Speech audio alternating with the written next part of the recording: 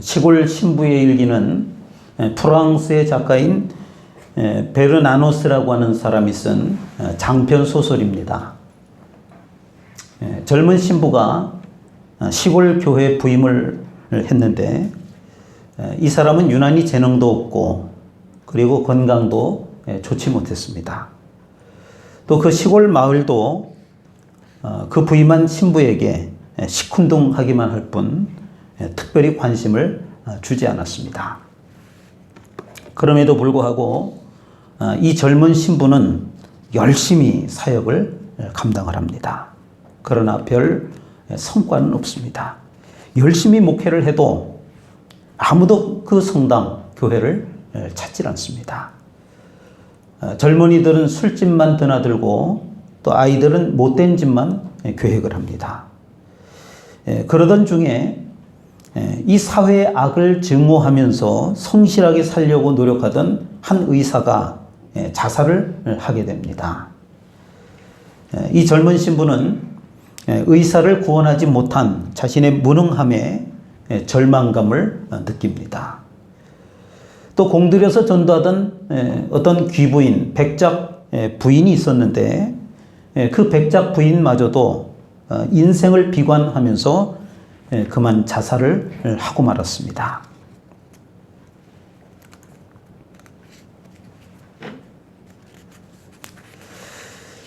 이 젊은 신부는 자신이 너무나 무능하다라고 하는 생각 때문에 더욱 깊은 절망감에 빠졌습니다. 소설입니다. 사실이 아니고 소설 이야기를 제가 지금 하고 있는 겁니다. 거기다가 이 신부가 절망한 나머지 어떤 소문까지 들리게 되느냐 하면 자살을 했다라고 하는 헛소문까지 들렸습니다. 이 신부가 너무나 절망하다가 자살했다, 이런 소문까지 퍼지기도 했습니다. 그 젊은 신부는 코너에 몰렸고 견딜 수 없는 마음이 되었습니다.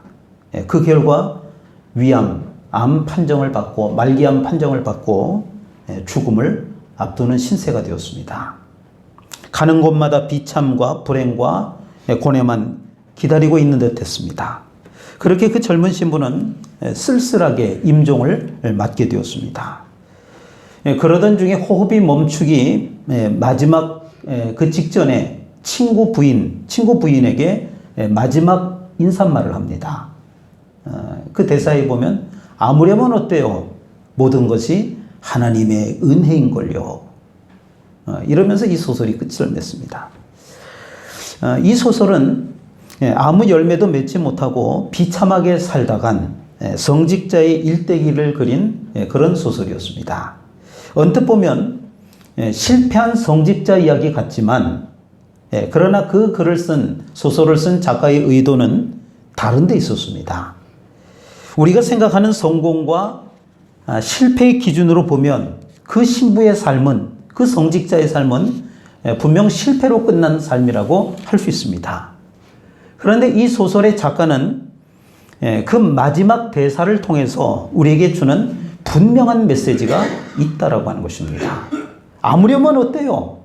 모든 것이 하나님의 은혜인걸요.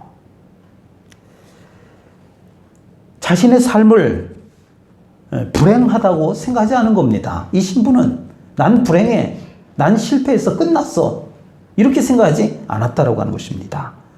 세상적 기준으로 볼 때는 실패한 것처럼 보이지만 그 모든 것이 하나님의 은혜였다라고 고백을 한 것입니다.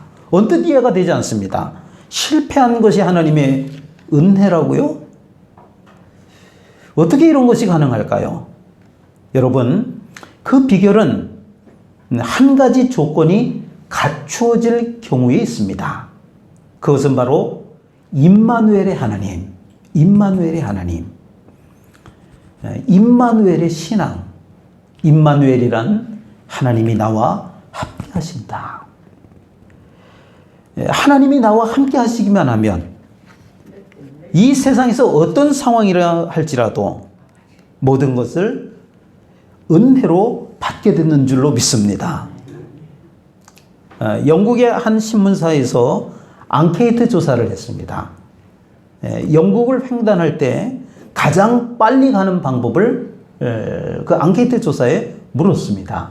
그러니까 우리로 얘기하면 뭐 서울서 부산까지 가는데 가장 빠르게 가는 방법이 여러분들이 선호하는 방법이 무엇입니까? 아마 이런 질문이었을 거라고 생각이 됩니다. 비행기, KTX, 기차, 뭐 버스, 자가용, 이런 아마 교통편에 대한 대답이 나올 줄 알았는데, 그런데 가장 많은 대답이 의외의 대답이었다라고 합니다. 어떻게 가는 것이 영국을 횡단하는데 가장 빨리 가고 좋겠습니까? 그랬더니 사랑하는 사람과 함께 갈 때요. 이런 대답이었다라고 합니다. 사랑하는 사람과 함께 갈 때 빨리 가게 느껴진다라고 하는 거예요. 경험해 보셨잖아요.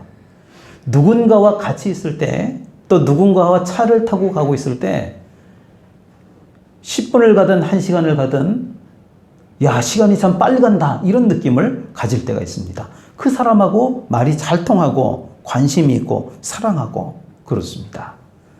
아주 괴로운 사람은 단 1분만 가도 5분만 가도 그 길이가 너무 지루하고 힘이 든 겁니다. 사랑하는 사람과 함께 할 때가 가장 행복한 것입니다. 하나님께서 인간의 몸을 입으시고 우리 곁에 가까이 오신 이유도 다른 것이 아닙니다. 우리를 사랑하시기 때문에 우리와 함께 하시려고. 하나님의 사랑은 우리와 함께하는 임마누엘의 사랑인 것입니다. 하나님은 우리와 함께 하십니다. 그런데 문제는 우리가 그 사실을 잊고 산다라고 하는 것입니다. 제가 다녀온 말레이시아에는 선교지라고 하는 곳이기 때문에 그곳에는 많은 선교사님들이 계십니다. 제가 그곳에 있을 때 매년 많은 목사님들이 오십니다. 그래서 선교사님들을 위해서 부흥 집회를 열곤 합니다. 뭐 저희 감리교회를 위해서 오시는 분도 있고, 또 초교파적으로 오시는 분도 있고, 여러 가지 경우로 해서 오시는 경우들이 많습니다. 저는 초교파적인 행사에는 많이 참여를 하지 않았지만, 제가 소속이 되어 있는 감리교 안에서 하는 이 선교사님들 집회, 영성 집회에는 거의 대부분 빠짐없이 참석을 해서 은혜를 받곤 했습니다. 한 번은 어떤 선교사님들 집회였는데, 감리교 선교사 집회입니다. 마지막 시간에 중보 기도하는 시간이 있었습니다. 선교사님 부부 한 가정을 위해서 한국에서 오신 목사님들이 축복을 하는 시간입니다. 저는 그곳에 제가 함께 살고 있었기 때문에, 그러니까 선교지에서 제가 한인 목회를 하면서 함께 살고 있었기 때문에 그 선교사님들에 대해서 좀 어떻게 보면 무감각한 그런 마음으로 그 선교사님들과 늘 뭐 교제하면서 살고 있었던 거죠. 살고 있었기 때문에 잘 몰랐는데, 한국 교회 그리고 한국에서 오신 목사님들 중에는 그 선교사님들에 대한 생각이 애틋한 경우들이 참 많습니다.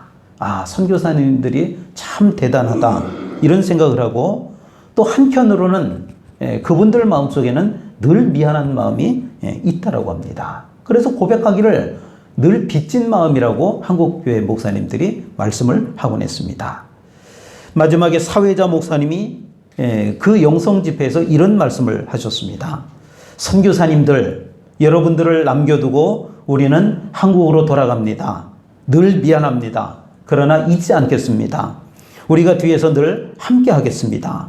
이렇게 말하는 것이었습니다. 저는 그 말을 듣는 순간 그때 그 기억으로 한 몇 년 전이라고는 기억이 되지 않는데 저의 가슴이 뭉클해졌습니다. 한 단어 때문에 그렇습니다. 함께 한다라고 하는 말, 함께 한다라고 하는 말. 제가 왜 뭉클했느냐 하면 뭐 저 자신 때문에 뭉클한 것이 아니고, 지금 이 공간에 같이 앉아있는 이 선교사님들이 이 말에 힘이 되겠구나, 그런 생각을 하게 되었습니다. 여러분, 사랑이라고 하는 것은요, 사랑은 늘 미안한 마음이 있는 겁니다. 미안한 마음이라고 하는 것은 함께 하고 싶다라고 하는 그런 마음입니다. 저는 말레이시아에서 살면서 안으로는 그 당시 교회 목회를 하고 있었고 또 그 교회 바깥을 나가면 선교사님들과 교제를 했습니다. 그래서 누구보다도 제가 선교사님들을 잘 안다라고 생각하는 그런 목회자였습니다. 같이 생활을 하니까. 제가 지내면서 선교사님들에게 가장 큰 어려움이 뭘까? 전 두 가지라고 봤습니다. 제가 오랜 세월 같이 지내면서 외로움이라고 하는 것이 하나 있고요. 또 하나는 갈급함이라는 것이 있습니다. 선교지에서 그곳 대상자들에게, 그 대상자라고 하는 사람들이 원주민 또는 난민 이런 사람들입니다. 그런 사람들에게 복음을 전하기도 하고 또 그들을 제자로 양육하면서 그 사람들과 교제를 하고 있지만, 그러니까 원주민들하고 난민들하고 선교사님들이 교제를 하고 있지만 그게 목회하고는 좀 다릅니다. 선교 사역입니다. 그러다 보니까 그 사람들로부터 채워지지 않는 그런 외로움 같은 것들이 선교사님들에게는 있었습니다. 사역을 하고 돌아설 때는 허탈감 같은 것이 있습니다. 목회는 좀 다릅니다. 저는 목회자로서 목회를 하고 또 여러분들과 함께 깊이 교제를 하고 돌아설 때는 좀 시원함도 있거든요. 아, 일을 좀 해냈다. 그리고 좀 나도 좀 쉬자. 이런 마음이 있거든요. 그런데 선교사역은 좀 다르더라고요. 돌아서면 몰려오는 그 외로움 같은 것들이 있습니다. 열심히 사역은 하지만 또 영적으로 채워지지 않는 갈급함이라고 하는 것이 있어서 어려움을 겪습니다. 목회도 때로는 갈급함이 있습니다. 끊임없이 영성을 내어주다 보면 내 안에 채워지지 않는 부분들이 있는데, 그런데 목회는 좀 다릅니다. 환경이 다릅니다. 그래서 때로는 채워질 만큼 채워지기도 합니다. 그런데 선교사님들은 그 갈급함이 채워지질 않습니다. 끊임없이 퍼주는 역할밖에 할 수가 없는 환경입니다. 그래서 저는 그곳에서 목회를 하면서 선교사님들에게 이런 문제에 좀 도움을 주었으면 좋겠다, 이런 생각을 했습니다. 그래서 말레이시아에서 목회를 하면서 선교사님들 영성 집회, 수련회 이런 곳에 후원을 하는, 교회가 후원을 하는 그런 사역을 했었습니다. 그리고 저는 5년 전에 한국으로 귀국을 했지만 제 마음속에는 늘 그 선교사님들에 대한 빚진 마음, 안타까운 마음, 미안한 마음, 이런 것들이 있었습니다. 그런데 이번에 기회가 되어서 또 우리 교회가 비록 큰 액수는 아니지만 그래도 잘 후원을 해서 이번에 가서 섬길 수가 있었습니다. 마지막 폐회 예배를 드릴 때, 그러니까 수요일 날 오전에 제가 폐회 예배 설교를 하면서 그 몇 년 전에 한국교회 목사님들이 했던 그 표현을 제가 그분들에게 소개하면서 몇 년 전에 이런 일이 있었습니다. 저도 똑같이 말하겠습니다. 그러면서 제가 이렇게 말을 했어요. 저는 여러분들과 같이 이런 마음이 들더라고요. 제가 그곳을 떠나온 지 5년이 되었지만 2박 3일을 같이 그 선교사님들과 시간을 보내다 보니까 그 5년이 없어지더라고요. 제가 여기 와 있던 5년이 없고 계속 제가 5년 전 그대로 제가 있었던 것처럼 느껴지더라고요. 그래서 그 선교사님들에게 말하기를 그런 느낌은 있었지만 저는 이제 곧 한국으로 돌아가지만 잊지 않고 이런 표현을 썼어요. 여러분들과 함께 하겠습니다. 교회 사명은 두 가지라고 했습니다. 하나는 뜨겁게 예배하는 것, 그리고 또 하나는 힘있게 선교하는 것입니다. 우리가 하나님과 함께하는 것이 예배라고 하는 것입니다. 반면에 우리가 선교사님들과 함께하는 것, 그것이 선교라고 하는 것입니다. 뭐 대단한 일을 우리가 하는 것이 아니고 그 선교사님들 마음, 그 곁에 마음을 주는 것입니다. 그래서 제가 다녀온 것 같습니다. 우리가 할 수 있는 방법을 찾아서 마음을 다해 선교할 때 복음이 온 세상에 미치게 될 줄로 믿습니다. 성경 중에는 우리에게 잘 읽혀지지 않는 낯선 성경이 몇 권 있습니다. 오늘 본문인 아가서라고 하는 성경이 바로 그 중에 한 권입니다. 아가서는 솔로몬이 지은 노래입니다. 사랑의 노래입니다. 솔로몬이 술람미 여인과의 사랑의 노래를 부르고 있습니다. 영어 성경에서는 Song of Songs라고 하는 표현을 씁니다. 노래 중에 최고의 노래라고 하는 뜻입니다. 세상의 모든 노래는 우리가 세상의 노래를 들어보면 거의 대부분이 사랑을 노래하고 있습니다. 최고의 노래는 사랑의 노래라고 하는 것입니다. 그 최고의 사랑이 오늘 우리가 읽은 본문 말씀 안에 정말 아름답게 표현되어 있습니다. 우리 한번 읽어볼까요? 10절입니다. 아가 2장 10절 말씀을 한 목소리로 같이 읽어보겠습니다. 시작. 나의 사랑하는 자가 내게 말하여 이르기를 나의 사랑 내 어려운 자야 일어나서 함께 가자. 아멘. 솔로몬은 그 술람이 여인에게 뭐라고 말합니까? 일어나서 함께 가자. 일어나서 나와 함께 가자. 왜냐하면 2장 11절에서 겨울도 지나고 비도 그쳤고 겨울이 아무리 추워도 때가 되면 지나가게 되고 봄이 오도록 되어 있는 것입니다. 그래서 12절에서 지면에는 꽃이 피고 새가 노래할 때가 이르렀는데 성도 여러분, 낙심하지 마십시오. 주저앉지 마십시오. 우리를 사랑하시는 하나님께서 우리에게 분명히 말씀하십니다. 나의 사랑, 내 어여쁜 자여, 일어나서 함께 가자. 부모는 늘 자녀 곁에 머뭅니다. 자녀를 사랑하기 때문에 그렇습니다. 어려움이 생길 때마다 아낌없이 돕습니다. 그러나 도울 수 없을 때가 있습니다.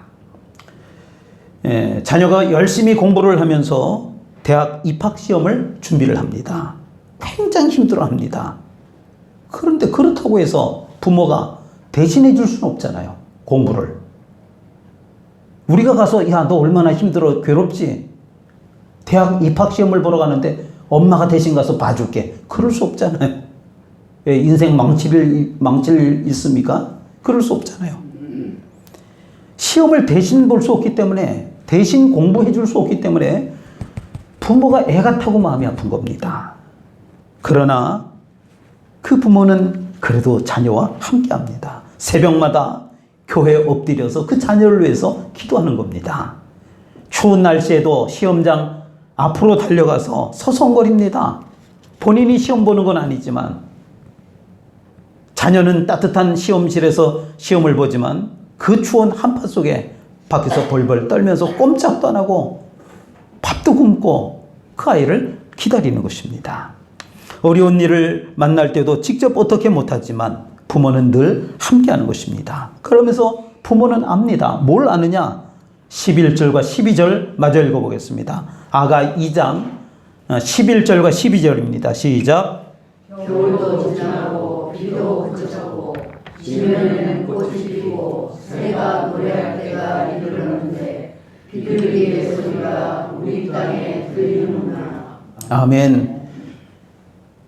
겨울이 지나가는 걸 아는 겁니다. 비가 그친다라고 하는 것을 아는 겁니다. 결국 꽃이 피고 새가 노래할 때가 온다라고 하는 것을 아는 겁니다.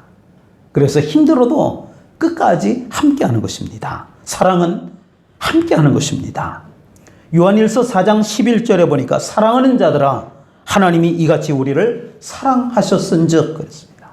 육신의 몸을 입고 이 세상에 오셔서 우리와 함께 하셨습니다.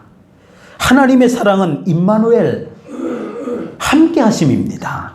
그러면서 우리에게 말씀하십니다. 우리도 서로 사랑하는 것이 마땅하도다. 어떻게 하는 것이 서로 사랑하는 것일까요? 나의 사랑, 내 어여쁜 자요. 일어나서 함께 가자. 제가 목회를 하다가 이 목회 좌우명이라고 하는 것이 저에게 생겼습니다. 목회한 지 몇 년쯤 되었을 때 나는 이런 좌우명을 가져야 되겠다. 제가 생각해봐도 굉장히 멋진 말이었습니다. 어떤 말이냐면요. 제 목회 좌우명이 나에게는 엄격하게, 남에게는 관대하게. 멋지지 않나요? 저한테는 엄격하게 하고 다른 사람은 관대하게 한다. 이 목사로서 난 이게 맞다. 이렇게 생각한 거예요. 그래서 저 자신에게는 엄격한 잣들을 제가 적용을 했습니다. 남에게 욕먹지 않도록, 흠이 보여지지 않도록 최선을 다해서 평생을 노력을 했고, 또 청빈한 삶을 위해서 가난한 삶도 제가 거절하지 않았습니다. 대인 관계에서도 어떻게 해서든지 상대방에게 불편함을 주지 않으려고 애를 썼고, 또 일을 하더라도 불편한 사람이 없도록 소심하게 그냥 막 질러서 일한 게 아니고 그냥 소심하게 그냥 눈치를 보면서 이렇게 제가 평생을 목회하면서 살아왔습니다. 그러면서 반면은 타인에게는 제가 관대한 마음으로 대했습니다. 다른 사람들을 대할 때 온유한 마음, 분노하지 않고 화내지 않고 그냥 이런 마음으로 대했습니다. 또 사람들에 대한 죄와 허물과 잘못을 제 입에 올리지 않기 위해서 절대로 사람을 험담하고 이걸 하지 않으려고 노력했습니다. 그리고 어떻게 해서든지 그 사람을 이해해 보려고 애를 쓰고 노력을 했습니다. 괜찮죠? 제가 이 정도면 제가 완벽한 줄 알았어요. 이렇게 하면 다 된 건 줄 알았어요. 사람들에게 성자라고 하는 소리는 못 들어도, 야, 저 목사님은 성자와 같아, 이런 소리는 못 들어도 저는 저한테 좋은 평가가 있을 줄 알았어요. 그런데 제가 생각하는 것하고 세상은 달랐더라고요. 이런저런 저도 비난의 소리를 들을 수밖에 없고, 또 여러 가지 허물이 제 안에서 드러나곤 했던 것입니다. 혼란스러웠습니다. 내가 도대체 뭘 잘못한 거지? 내가 뭘 도대체 무엇이 잘못된 거지? 이런 생각이 들었습니다. 그런데 어느 날 기도하던 중에 오늘 말씀으로 하나님께서 제게 응답하셨더라고요. 하나님께서 뭐라고 응답하셨느냐? 제가 이걸 한참 고민할 때, 나의 사랑, 내 어여쁜 자여, 일어나서 함께 가자. 이 말씀이 저에게 임한 겁니다. 남에게는 관대하게, 제가 목회 좌우명이잖아요. 다른 사람들은 제가 잘못 허물 따지지 않고 관대하게 용서하고 용납하고 잘했잖아요. 남을 정죄하지 않았거든요. 그런데요, 그게 아니었더라고요.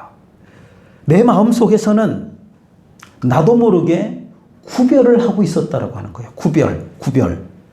어떤 구별이냐? 저 사람한테 내가 화내지 않고 흉보지 않고 하지만 그러면서도 속으로 난 저 사람보다 낫지 뭐. 내가 저 사람보다 낫잖아 그래도. 하나님 아시죠? 나에게는 엄격했으니까 난 저런 허물이 없잖아요. 그러니까 난 괜찮은 사람이잖아요. 근데 이게 문제였습니다. 난 저 사람보다 낫기 때문에 용서할 수 있고 다 할 수 있어. 그러나 저 사람과 함께 하는 것은 꺼려졌다라고 하는 거예요. 저 사람과 내가 함께 하는 건 좀 불편한 거야. 꺼려지는 거예요. 교회 안에서는 제가 다 함께 합니다. 근데 밖에 나가서 사람을 대할 때는요, 제가 까탈스러워요. 좀 이렇게 까탈스럽다는 게 막 다른 게 아니고 사람을 좀 외유를 해. 아, 저 사람하고 좀 안 친하고 싶으면 피해. 제가 그런 게 있어요. 그런 게 있어요. 도망을 가. 난 저 사람과 함께 할 수 없다라고 하는 거예요. 그렇다고 해서 사람을 구분하는 것은 아닙니다. 뭐 이 사람도 두루두루 이 사람도 수용하고 저 사람도 제가 수용합니다. 십자가의 사랑으로 좋은 마음을 가졌습니다. 그러나 내 마음속 깊은 곳에서는 그래도 함께 하겠다라고 하는 마음이 안 생겼다라고 하는 것입니다. 함께 하겠다라고 하는 마음. 여러분, 사랑은 감정적 행동도 아니지만, 사랑이 감정의 행동이 아니에요. 뭐 젊은 남자들이 갑자기 눈이 뒤집어져 가지고 막 끌어안고 막 이런 감정적인 게 사랑이 아니에요. 그렇다고 해서 의지적 행동도 아닙니다. 내가 애를 써서 용을 써서 해내야지, 이게 사랑이 될 수가 없다라고 하는 거예요. 사랑은요, 이런 거더라고요. 내 마음속에서 우러나오는 미안한 마음이어야 됩니다. 미안한 마음이 있어야 되는 거예요. 그래서 미안하니까 함께 하고 싶은 거예요. 그런 마음이 우리 안에 있어야 합니다. 성도 여러분, 겨울이십니까? 비바람이 몰아치고 있습니까? 여러분들에게 제가 어떻게 할 수 없어서 목회자로서 늘 미안한 마음이 있습니다. 그러나 분명히 아는 것이 있습니다. 겨울은 지나갑니다. 비는 곧 그치게 될 것입니다. 일어나십시오. 저와 함께 가십시다. 살다 보면 겨울일 때가 많습니다. 비가 내리듯 내 마음에 눈물이 내리기도 합니다. 저에게도 하나님의 위로가 간절히 필요함을 느낍니다. 그래서 목회 좌우명을 제가 바꿨습니다. 이 좌우명을 한 10여 년 전에 제가 바꿨어요. 뭐라 그랬느냐? 나에게도 관대하게, 남에게도 관대하게, 나에게도 관대하고 다른 사람에게도 관대하게. 하나님, 제 자신이 너무 율법적이었습니다. 하나님의 위로가 필요합니다. 하나님의 도우심이 필요합니다. 그러면서 제 주위를 돌아봅니다. 그랬더니 제 주위에도 하나님의 위로와 하나님의 도우심이 간절히 필요하다라고 하는 것을 깨닫습니다. 그제서야 제 마음속에 이러한 마음이 생긴 것입니다. 나의 사랑, 내 어여쁜 자여, 일어나서 함께 가자. 성도 여러분, 혹시 여러분 주변에 불편한 사람이 있습니까? 혹시 여러분에게 불편하게 하는 사람이 있습니까? 그래서 많이 힘드시죠? 그런데 여러분 이거 아십니까? 하나님께서도 우리가 불편했을 겁니다. 죄 문제 때문입니다. 그런데도 우리를 사랑하셨습니다. 그리고 나서 가장 행복해 하셨다라고 하는 것입니다. 우리에게 같은 요구를 하고 계십니다. 내가 너희를 사랑한 것 같이 너희도 서로 사랑하라. 우리를 불편하게 하려는 것 아닙니다. 그것이 가장 행복하다라고 하는 것을 아시기 때문인 것입니다. 여러분, 함께 일어납시다. 그리고 함께 갑시다. 기도하겠습니다. 하나님 아버지, 우리가 서로 사랑하기를 원합니다. 그 사랑은 함께 일어나서 함께 가는 것이라고 했습니다. 나의 사랑, 내 어여쁜 자여, 일어나서 함께 가자. 바로 그러한 그 사랑이 우리 가운데 나타나게 될 때 우리가 가장 행복해진다라고 하는 놀라운 진리의 말씀을 듣습니다. 이 말씀을 듣고 내가 얼마나 강팍했는지, 얼마나 사랑하지 못했는지를 깨닫게 하시고 또 이 말씀을 통하여 도전받고 다시금 새로워질 수 있는 저희들의 복된 심령이 되게 하여 주옵소서. 감사드리며 예수님 이름으로 기도하옵나이다. 아멘.